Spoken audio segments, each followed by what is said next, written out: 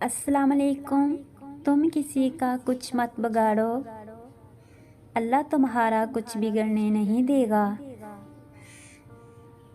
بہترین بیج وہ اچھی سوچ ہے جو تم کسی کے ذہن میں بو۔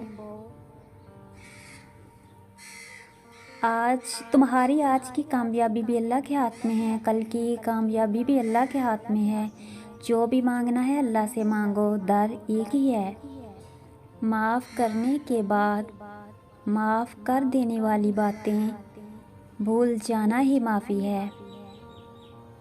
آج کل رشتوں کی نہیں، مطلب کی قدر ہوتی ہے۔ زندگی کی خوبصورتی اس بات میں نہیں کہ ہم کتنے خوش رہتے ہیں، بلکہ اس بات میں ہے کہ کتنے لوگ ہم سے خوش رہتے ہیں۔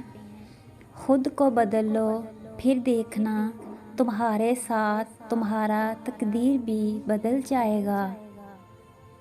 حضرت علی رضی اللہ تعالیٰ عنہ نے فرمایا، انسان کو اچھی سوچ پہ وہ انعام ملتا ہے جو اسے اچھے اعمال پہ بھی نہیں ملتا، کیونکہ سوچ میں دکھاوا نہیں ہوتا۔ انسان کی زیادہ تر تکالیف اور دکھ اس کی اپنی منفی سوچ، نا امیدی اور شکر کی کمی کی وجہ سے ہیں۔ بے معنی الفاظ کی ادائیگی سے بامعنی خاموشی لاکھ درجے بہتر ہے۔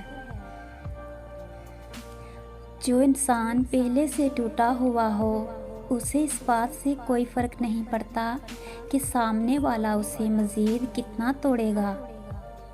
جو لوگ صبر کرتے ہیں ان کے لیے معجزے بھی ہوا کرتے ہیں۔ نیک عمل وہ ہے جس پر لوگوں سے تعریف کی امید نہ رکھی جائے۔ جس کو یہ علم ہو جائے کہ اللہ غور سے سنتا ہے تو وہ اپنی کہانی کسی کو بھی نہیں سناتے۔ ہنر انسان کا سب سے بڑا دوست ہے۔ رشتوں کو فرصت کی نہیں، سب سے زیادہ توجہ کی ضرورت ہوتی ہے۔ جو شخص ہمیشہ تمہاری خوشی چاہے، اس کا اداس ہونا تمہارے لیے فکر کی بات ہونی چاہیے۔